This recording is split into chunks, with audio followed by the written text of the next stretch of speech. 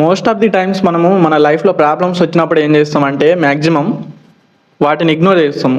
అయితే దానివల్ల ఏమైతదంటే మళ్ళీ అది ఫ్యూచర్‌లో మనకు మళ్ళా ఒక పెద్ద ప్రాబ్లమ్ లాగా క్రియేట్ అయ్యి అది మళ్ళీ రిటర్న్ వస్తుందన్నట్టు. సో, దానివల్ల మనం దాని కాన్సిక్వెన్సెస్ ఫేస్ చేయాల్సొస్తది. సో, నేనేం చెప్పాలనుకున్నా అంటే మనకు ఏదైనా ప్రాబ్లమ్ వచ్చిందంటే అది ఒకవేళ మనతోని సాల్వ్ అయ్యేది ఉంటే దాన్ని అప్పుడే సాల్వ్ చేయాలి. సో, అలా చేయడం వల్ల ఏమైతదంటే మనకు ఫ్యూచర్‌లో ఎలాంటి ఇబ్బందులుండయి. ఒకవేళ మనము ఆ ప్రాబ్లమ్‌ని ఇగ్నోర్ చేసినామనుకోండి, అది మనకు మళ్ళీ ఫ్యూచర్‌లో రిపీటెడ్‌గా వస్తూనే ఉంటది. అది ఎప్పటివరకైతే మనం సాల్వ్ చేయమో అప్పటి వరకు ఆ ప్రాబ్లమ్స్ వస్తూనే ఉంటాయి. సో, దానికంటే బెటర్ మనం ఇప్పుడే సాల్వ్ చేసింది బెటర్ ఉంటది. ఫర్ ఎగ్జాంపుల్ మనకి ఏదైనా హెల్త్ ఇష్యూ వచ్చిందనుకోండి, ఇగ్నోర్ చేస్తే అవి ఒక పెద్ద ప్రాబ్లమ్ లాగా మారి మనకు కొన్ని కొన్ని సార్లు చాలా డ్యామేజ్ చేస్తది.